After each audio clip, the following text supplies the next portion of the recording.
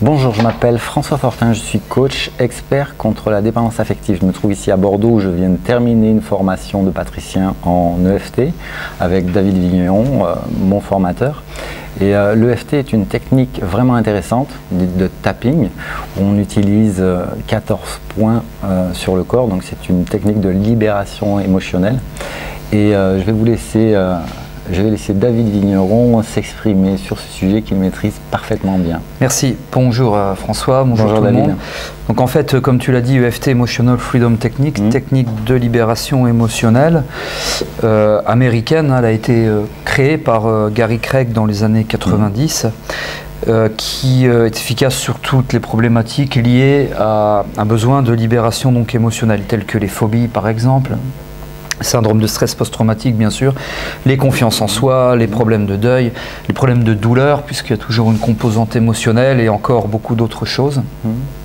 Une méthode qui est réputée étant rapide, c'est-à-dire qu'une, 2 ou 3 séances bien souvent suffisent, relativement simple, alors il faut quand même se former, mais globalement c'est relativement simple et surtout très efficace. Voilà. Pour une durabilité quasi illimitée, puisqu'en général, quand on a traité une problématique, quelle qu'elle soit, on n'a pas besoin de revenir sur celle-ci et sur le traitement de la problématique.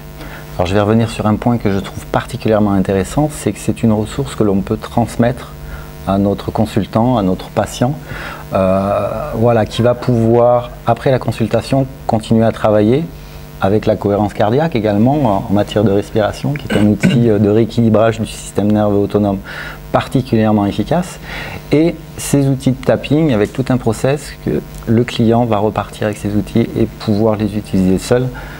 Je crois que c'est vraiment quelque chose de particulièrement intéressant puisque l'idée est d'autonomiser notre client, notre patient, notre consultant.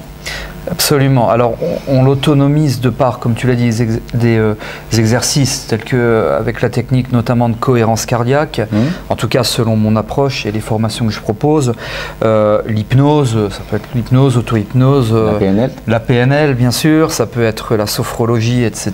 Et l'avantage de l'EFT, comme je le disais tout à l'heure, c'est que c'est facile et donc on peut facilement autonomiser le patient.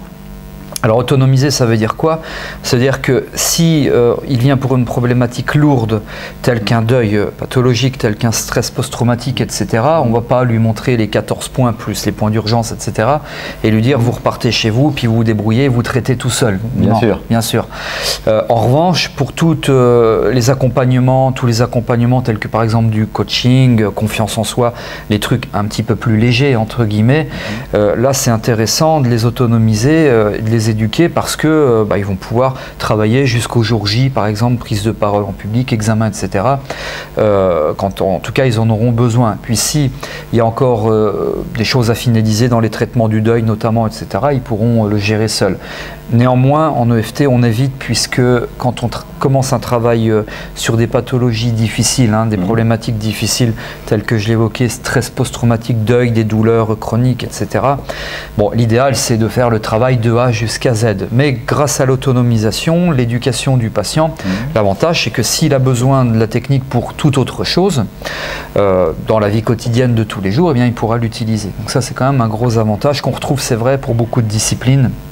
PNL, hypnose, cohérence cardiaque, sophrologie, etc.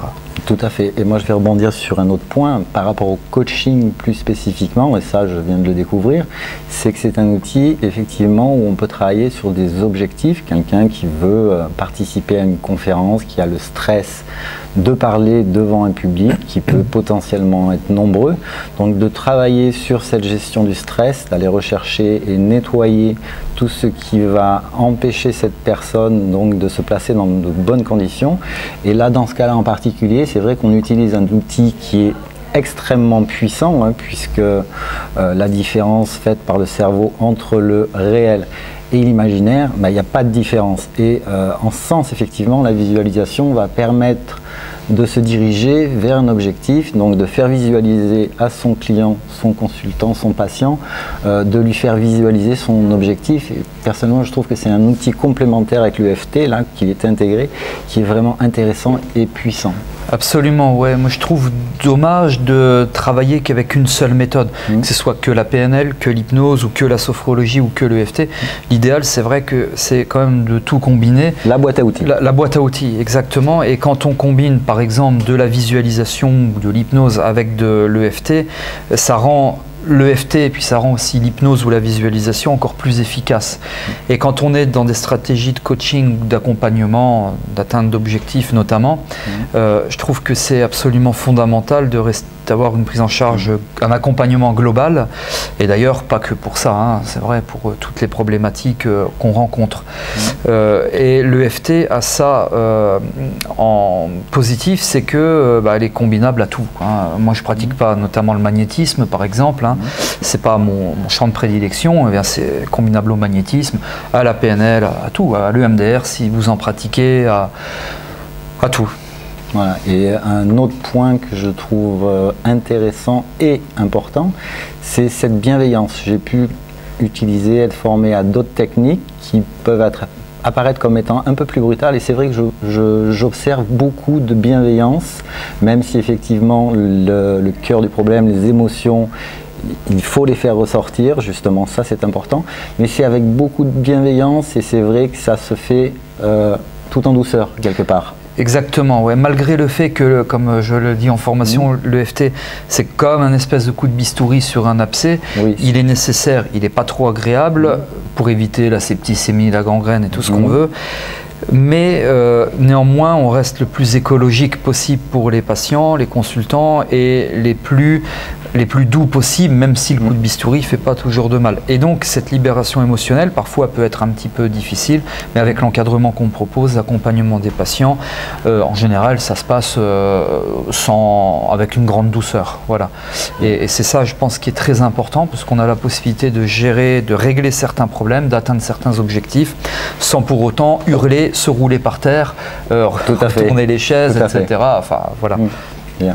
Ben, écoutez, merci pour votre écoute. Merci beaucoup David. Avec plaisir, merci.